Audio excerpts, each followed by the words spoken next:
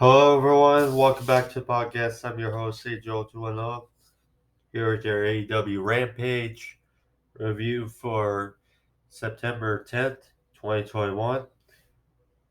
Escalating from Cincinnati, Ohio. Obviously, it was taped after Dynamite this past Wednesday. Still a pretty good show for the length. It felt like the show had some hiccups as far as time. But other than that, I thought it was relatively good episode of Rampage. Obviously, we got Andrade El Idolo versus PAC, which we were supposed to get on Sunday, All Out, but due to travel issues with PAC, we got this match tonight. So it brought it as well as we got Brian Pillman Jr. versus Maxx, obviously stemming from Varsity Blondes and The Acclaim. They've been kind of feuding around for months. So this is a good match. Okay match to get MJF because we know Brian Pillman Jr. is going to face MJF in a couple weeks in Arthur Ashe Stadium on Dynamite. So quality win. We also got Britt Baker, Jamie Hayter, Rebel, Ruby Soul, Riho, Kris Statlander, and much more. So thank you for joining me. And let's get to the review, shall we? The show started off with Andrade El Idolo versus PAC. Now, great open. Um, we knew that this match was going to be fantastic. I mean, obviously, we were hoping for it to be all out, but it was here and was still a very good match escalating between the two. We know both these guys can bring it. The commercial breaks, yes, kind of took you out of the match a little, but considering how invested and how great wrestlers these two can be, uh, I didn't quite mind the commercial breaks. So, PAC he landed a wheelbarrow arm drag takeover and then knocked Andrade to the outside. And then when they took his signature tope turning moonsault outside on Andrade, soft spot. So he threw Andrade into the barricade and then they went back in the ring, but Andrade tried to follow up, but he was thrown to the barricade a second time. PAC was following up with some strikes, but was caught while he was running off the ropes with a big boot by Andrade. Good spot. Followed up with a kind of like a slingshot from the outside, the inside ring to the apron of the ring. DT by Andrade on the apron. So that was a good spot. And then Andrade hit a twisting plancha from the middle rope to the outside on PAC, rolled him back in the ring for only a 1 count. So that got the crowd popping. So then they were in the corner turnbuckle. but and Andrade landed his signature top rope stomp while the his opponent is kind of draped over. Took a little while to develop because usually he does that to the competitor to the inside of the ring, but PAC was on the outside, so there's probably a little hesitation. But Andrade landed and sent both him and PAC to the outside. So the back for break, Andrade landed a beautiful split-legged moonsault off the top rope for their fall. RVD, he went for that split-leg moonsault where he jumps off the ropes and then he does it. But Andrade, he was he was standing on the top rope and then just in a fluid motion just sat down on the rope, top rope, and then just landed the moonsault. Good spot. Then they were back on the middle rope, but PAC landed a reverse Hurricanrana. Then Andrade went for the same spot with the stomp on PAC, but PAC rolled out of the way. Uh, and then went for a sunset flip powerbomb to the outside, but Andrade countered out of it to a backflip. And then a thrust kick by PAC, followed up with a top rope acai moonsault to the outside, which looked great, but it also looked like PAC, his head on the guardrail, and he was kind of slow and steady for a bit, but he got his bearings back on there and rolled Andrade back in the ring. Landed a beautiful 450 splash off the top rope for their fall. Then they were exchanging.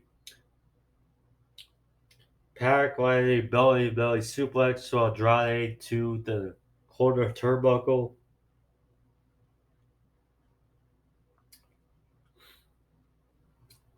And then PAC got caught by Andrade. Andrade had about his shoulders on like a Samoan drop position, but PAC countered into a crucifix bomb and then rolled over into the brutalizer.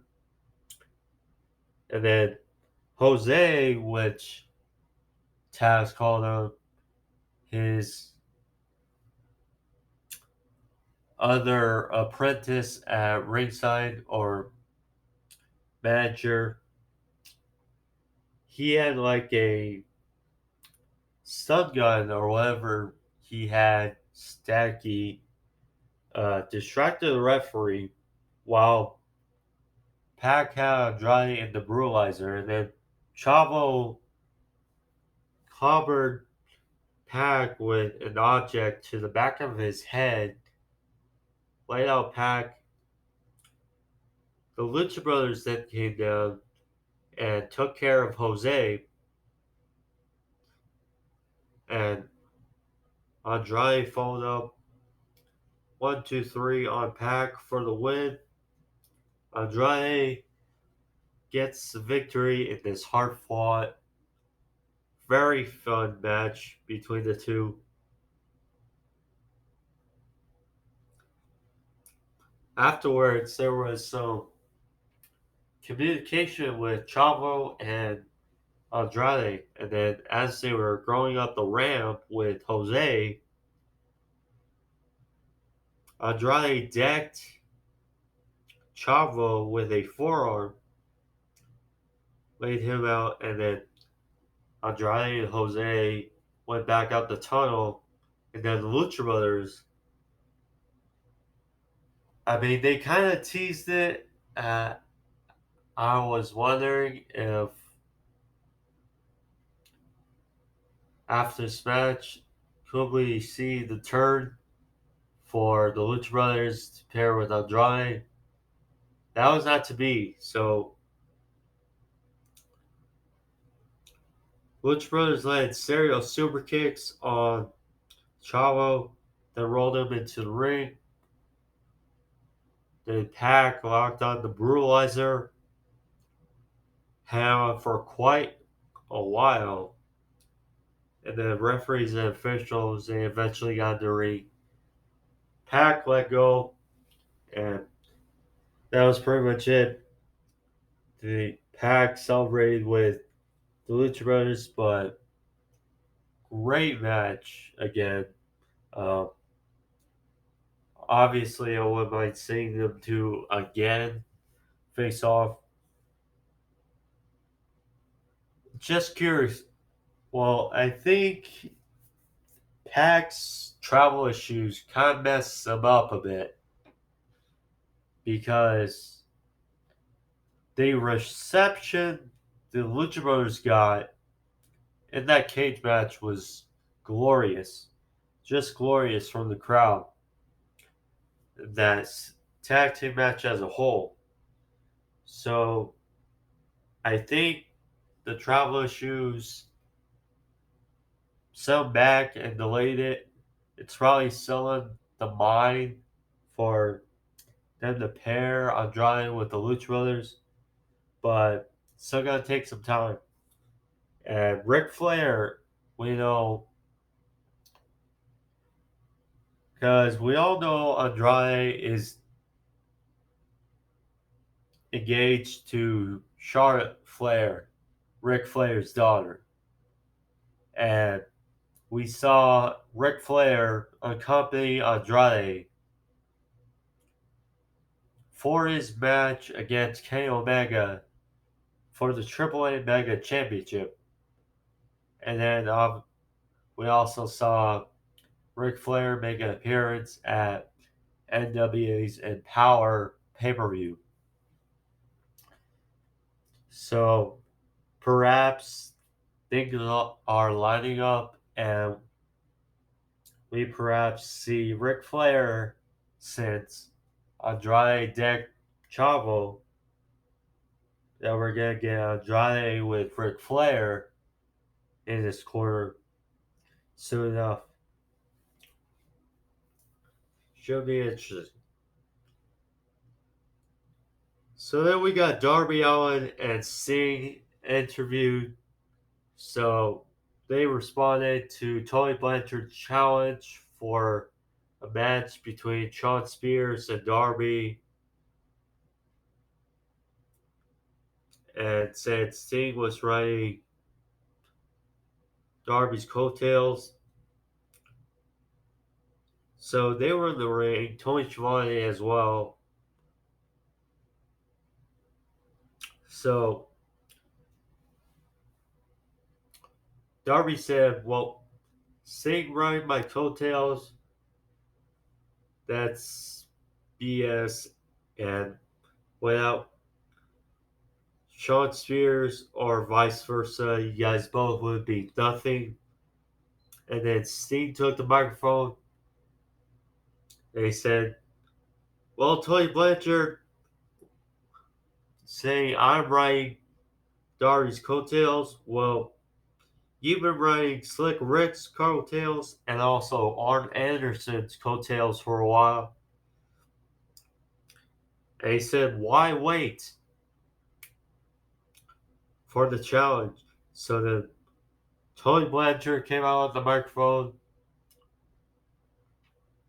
And then while Sting was distracted, or while both of them were distracted in the ring, Shawn Spears, he came out of the crowd, ambushed Darby, took him out, landed a C4 on Darby on the outside, laid him out, and hightailed it. And that was pretty much it. And looks like we're going to get next week Darby Allin for Shawn Spears. Interesting. So we got a promo, but actually a half and half promo. We got a promo by Adam Cole, also a promo by Bryan Danielson. So Adam Cole, he talked about the Elite and AEW, saying once again, AEW is the best pro wrestling company. And he said that the Elite are like a family, and that Kenny Omega trusts him, the Young Bucks trust him, and vice versa. And that he will eliminate any who's in his way. And Bryan Danielson, he talked about the Elite, saying they all look goofy, they all look silly, that he's not really going for the Elite, he's going for one man. That's Kenny Omega. And he talked about how he's just pumped and ready to wrestle. And that if Kenny Omega does want him, then someone else will take his place. And that he's ready for any and all. And he's ready for who to step up. So, interesting. Of course, also on Dynamite, we got Adam Cole for Frankie Kazarian. Should be a good match for Adam Cole's Dynamite debut, or in-ring debut on Dynamite. So we go from Adam Cole, baby, to his baby, Britt Baker, Jamie Hayter, and Rebel. First, Ruby Soho, Riho, and Kris Statlander. Good to see Riho back, obviously. We saw her in the Battle Royal. She obviously had that bad infection to the vaccine, but she's feeling a lot better now. Jamie Hayter, I'm getting more and more used to. Um, Obviously, she has a good look. She's good in the ring. This was primarily obviously to get Ruby Soho more momentum as she gears towards that match with Britt Baker. This was short and sweet, pretty much. So it was a dive by Riho, taking out Jamie Hayter on the outside. Then I'm guessing it's now the Soho kick because Ruby Soho by Ruby to Rebel for the win. Simple as that. Ruby gets the win. Uh, I'm glad that, well, I'm good that Rebel is still taking the loss. So, really can't complain. Uh, yeah, I mentioned those couple matches for Dynamite. So, Dynamite's looking interesting. And also, we got 2 weeks to look forward to. Arthur Ashe, Ryan Pillman Jr. versus MJF. Cody Rhodes returns to face Malachi Black. So, interesting to note. So then, main event time. Brian Pillman Jr. versus Maxx. Uh, Obviously, since we're still in Cincinnati, Pillman Jr., he's got a great quality ovation. I mean, since this was taped, uh, they felt a bit tired and out of it uh, by the time the main event, which is reasonable. Um, Plus, Cohen Jr. for Maxx Caster. I mean, it works for Rampage. Um, for Dynamite, a main event, I think not. But obviously, this was to get Cohen some momentum geared towards his match with MJF. So, this match is okay. I did like the rap by Caster. He talked about Skyline Chili, Joe Burrow, uh, and then right before, uh, he said something like, or he was about to say that Skyline Chili looks like a bowl of shit, but before he could say shit, uh, Bowens took the microphone and he said, "Whoa, calm down, Caster. You're already on thin ice." Hence, a little poke at the suspension for the Simone Biles lacrosse team rep.